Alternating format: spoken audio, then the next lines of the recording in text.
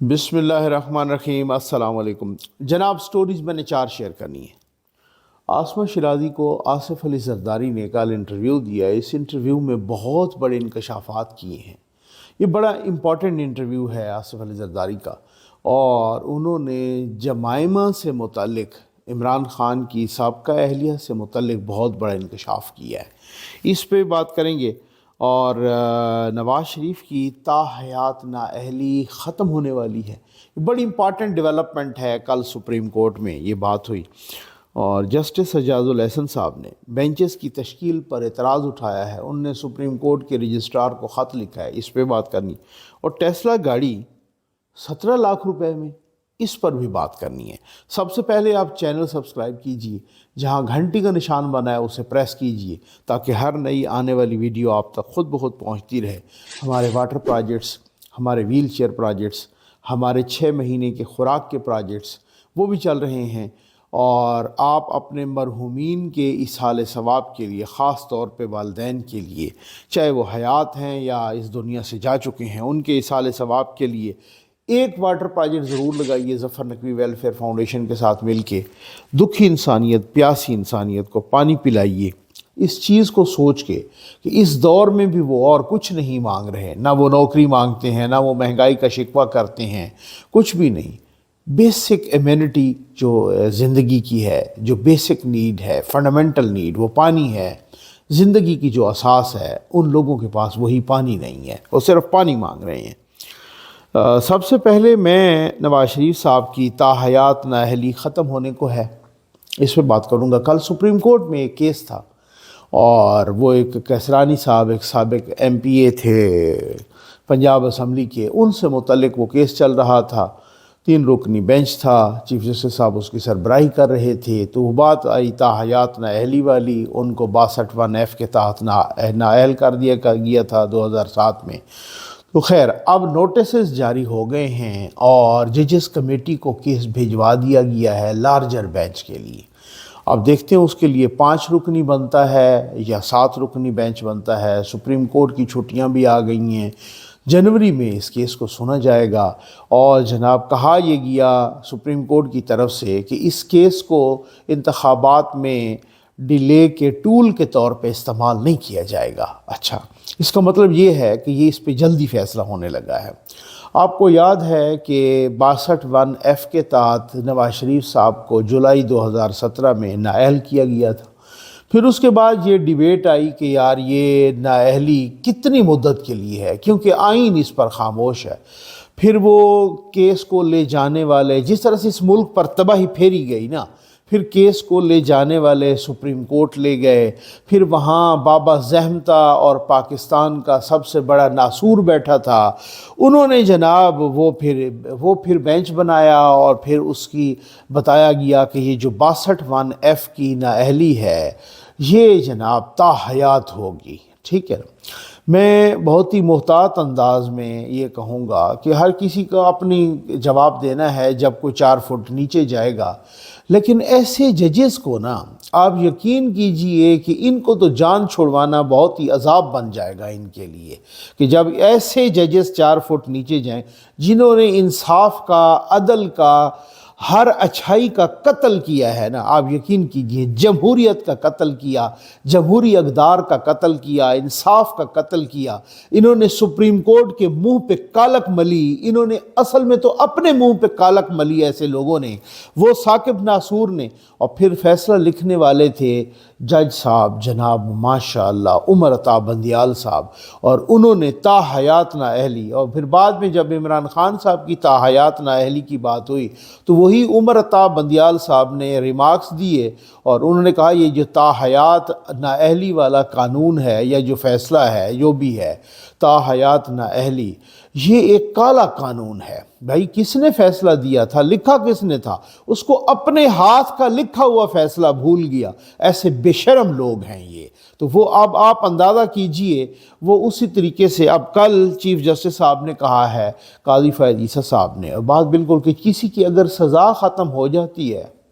تو پھر اس کی تا حیات نااہلی کیسے رہ سکتی ہے؟ بڑے ریلیونٹ سوالات اٹھائے چیف جسٹس صاحب نے کہا کہ مجھے یہ بتایا جائے کہ جو بندہ قتل کرتا ہے اس کی نااہلی کتنی ہے؟ اگر آپ نیب کیسز پر تاحیات نااہلی کر رہے ہیں تو پھر جو بندہ قتل کرتا ہے اس کی نااہلی کتنی ہے؟ انہوں نے کہا جی اس کی نااہلیت تو 5 سال کے لیے۔ اب آپ اندازہ کیجئے کہ ایک بندہ قتل کرتا ہے تو پھر اگر اس کی نااہلی بھی 5 سال کے لیے ہے تو نیب کیسز والے کی نااہلی تاحیات ہو گئی ہے، یا جعلی ڈگری والے کی نااہلی تاحیات ہو گئی ہے۔ جسٹس اطہر من اللہ صاحب نے کہا کہ جو بندہ بچوں کے ساتھ جنسی زیادتی میں ملوث ہے، نااہلی اس کی بھی 5 سال ہے۔ تو پھر آپ خود بتائیں کہ نیب کیسز والے کی نااہلی تاحیات کیسے ہو گئی ہے؟ یہ تاحیات صرف نواز شریف کے بغض میں اور اسے سزا دینے کے لیے اس نااہلی کو تاحیات کیا گیا تھا۔ انصاف کے منہ پر، اپنے منہ پر کالک ملی گئی تھی، اور اس کو اب آپ چیف جسٹس صاحب نے کل بہت امپارٹنٹ بات کی کہ نااہلی تاحیات تو پھر 63G، یہ تو 62(1)(f) ہے نا، 63(1)(g) کے تحت اس سے بڑا کیا ہے کہ اچھا 63(1)(g) آپ سے 63(1)(g) اس پر آپ پڑھیں نا، یعنی اس میں بھی نااہلی کی بہت ساری شرائط ہیں کہ اگر کوئی بندہ، یعنی جی کی میں بات کر رہا ہوں 63(1)(g) کی، اگر کوئی بندہ پاکستان بننے کے بعد پاکستان کی اساس کے خلاف بات کرتا ہے، ٹھیک ہے نا، اگر وہ کوئی بندہ پاکستان کی اساس کے خلاف بات کرتا ہے، پاکستان کی ایڈیالوجی کو نہیں مانتا وغیرہ، وہ بھی نااہل ہوگا، اور وہ بھی نااہل 5 سال کے لیے۔ اب آپ اندازہ کیجئے کہ اسی وجہ سے کل چیف جسٹس صاحب نے کہا کہ جو ملک کی تباہی پھیر دے اس کی نااہلی 5 سال کے لیے، اور نیب والے کی، کرپشن والے کی، یا نیب والے کی نااہلی، یا جعلی سرٹیفکیٹ والے کی نااہلی وہ تاحیات ہو۔ تو اب یہ ہے کہ اب صورتحال بہت ہی کھل کے سامنے آ گئی ہے، اور جو اب لارجر بینچ بھی بنے گا، چاہے وہ 5 رکنی بنتا ہے یا چاہے وہ 7 رکنی بنتا ہے۔ اب اس پہ دیکھتے ہیں آصف علی زرداری صاحب کا بہت ہی امپورٹنٹ انٹرویو آیا، لیکن اس انٹرویو سے پہلے میں ایک چھوٹی سی خبر شیئر کرنا چاہوں گا، اور وہ ٹیسلا گاڑی سے متعلق ہے۔ کچھ عرصہ قبل ایلون مسک نے یہ اناؤنس کیا تھا کہ جی وہ انڈیا میں سرمایہ کاری کا ارادہ رکھتے ہیں، اچھا جی وہاں پر، اور وہ ٹیسلا گاڑیوں کا پلانٹ لگانے کی بات کی گئی تھی۔ پھر اس کے بعد ایک اندازے آئے، اور وہ پھر آپ کو پتہ ہے سوشل میڈیا پہ آتے ہیں کہ جی جو پہلی گاڑی بنے گی وہ امید ہے کہ انڈیا کے 20 لاکھ سے کم پہ بنے گی، مطلب اس کی پرائس انڈیا کے 20 لاکھ یا اس سے کم کی ہوگی۔ پھر یہ ابھی سوشل میڈیا پر کچھ خبریں آئیں کہ پہلی گاڑی ٹیسلا جو انڈیا میں ایلون مسک نے وہ جو پلانٹ لگایا، اور وہ پہلی گاڑی 17 لاکھ روپے کی، تو ہر کسی کے رونگٹے کھڑے ہو گئے، بھائی یار 17 لاکھ روپے کی ٹیسلا گاڑی، ٹھیک ہے۔ بعد میں پتہ چلا بھائی ابھی تو یار پلانٹ ہی نہیں لگا، ابھی تو ایلون مسک نے کسی قسم کی کوئی سرمایہ کاری نہیں کی، تو جہاں پلانٹ ہی نہیں لگا وہاں گاڑی کیسے بن گئی؟ تو بھائی یہ صرف اور صرف ایسے ہی ہوائیاں اڑائی جاتی ہیں، اور سوشل میڈیا آپ کو پتہ ہے بادشاہ ہے۔ آصف علی زرداری صاحب کا انٹرویو آیا، بھائی بہت امپورٹنٹ انٹرویو ہے، یہ انٹرویو بہت اہم موقع پہ آیا ہے۔ آصف علی زرداری صاحب نے بہت ہی سنجیدگی سے، اور آصف علی زرداری صاحب نے بلاول صاحب کی نگیشن میں بلاول صاحب کو نگیٹ کیا، بہت ہی سوبر انداز میں آسمہ شیرازی صاحبہ کو انٹرویو دیا۔ آصف علی زرداری نے جمائمہ گولڈ سمتھ یا جمائمہ خان پر بھی بہت بڑا الزام لگایا۔ انہوں نے جب یہ آسمہ شیرازی نے مقبولیت وغیرہ کی بات کی تو انہوں نے کہا یہ باہر کچھ لوگ بیٹھے ہیں،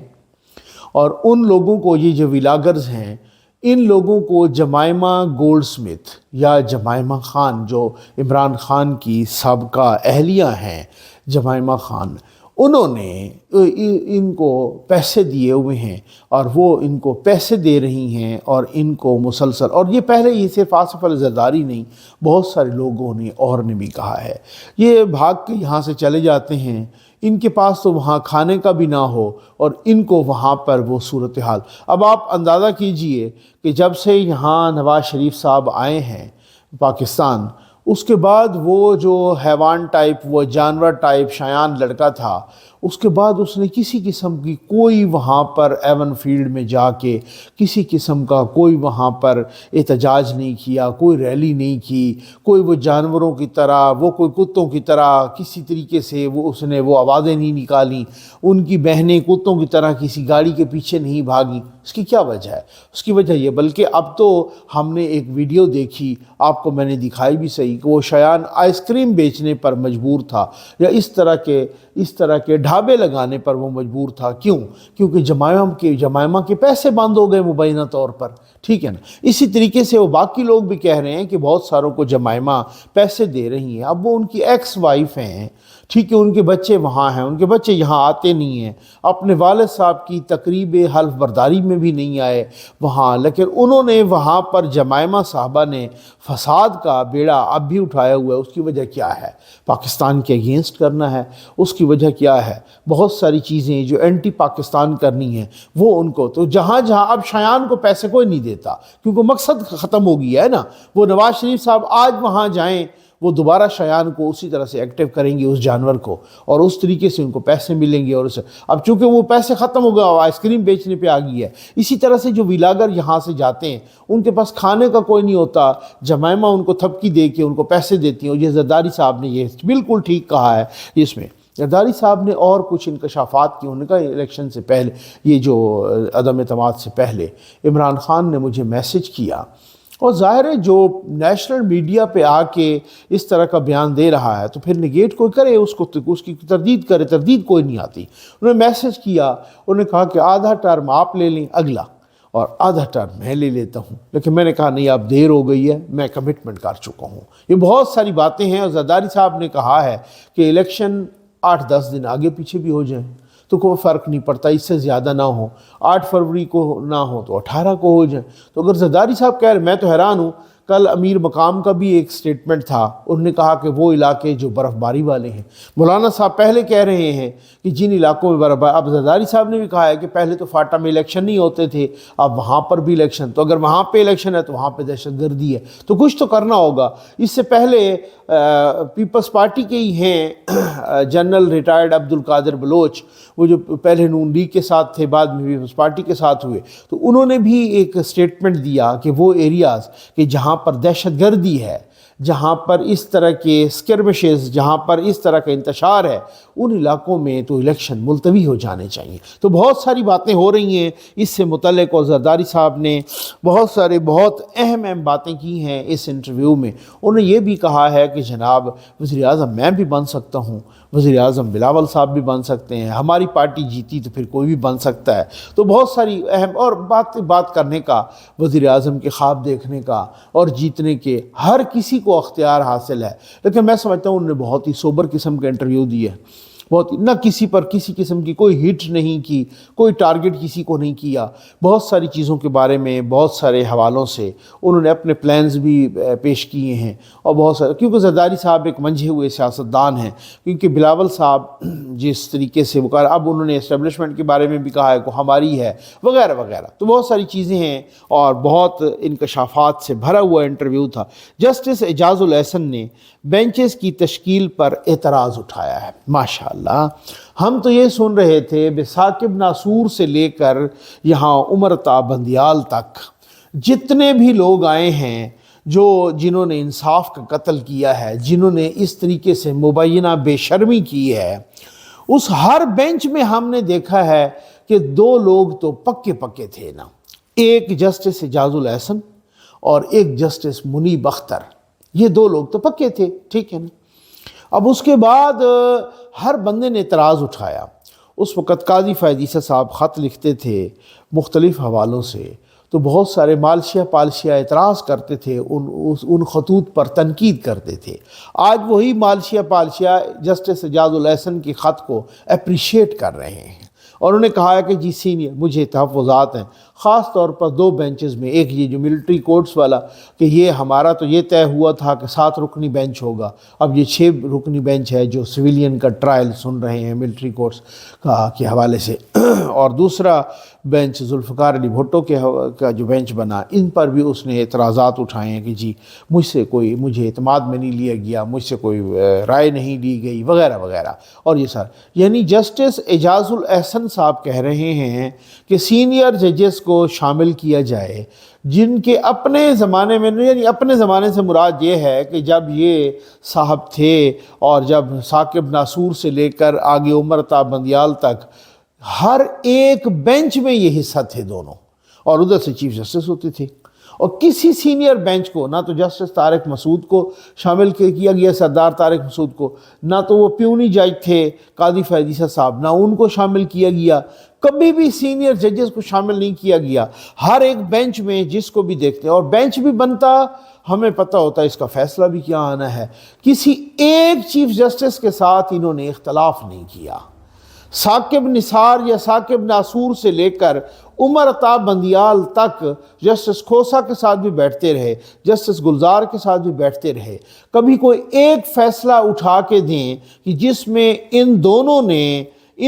نے ان چیف جسٹسز کے ساتھ کسی ایک فیصلے میں بھی کسی میں ڈیویٹ کیا ہو، کسی ایک فیصلے میں اختلاف کیا ہو، کسی میں انہوں نے ڈائسنٹنگ نوٹ لکھا ہو۔ یہ ایسی ہم آہنگی تھی ان کی پیدائشی ان کے ساتھ کہ جس طریقے سے جو بھی وہ فیصلہ ہوتا، یہ تینوں کے تینوں ایک سائیڈ پہ ہوتے، اور 3 کا بینچ تینوں کے تینوں کا۔ اب ان کے اختلافات بھی ہو گئے ہیں، اب ان کا انصاف بھی جاگ گیا ہے، اب ان کے خطوط بھی جاگ گئے ہیں، اب ان کا ذہن بھی جاگ گیا ہے، حالانکہ یہ بیٹھ رہے ہیں بینچز میں، لیکن اب آپ اندازہ کیجیے اپنے اپنے حساب سے انصاف جاگتا ہے، اپنے انصاف۔ اب جسٹس اعجاز الاحسن کہے کہ سینئر ججز کو شامل کیا جائے، یہ پاکستان کی عدالتی تاریخ کا سب سے بڑا لطیفہ ہے۔ امید ہے آپ کو ویڈیو پسند آئی ہوگی۔ آپ کا بہت بہت شکریہ۔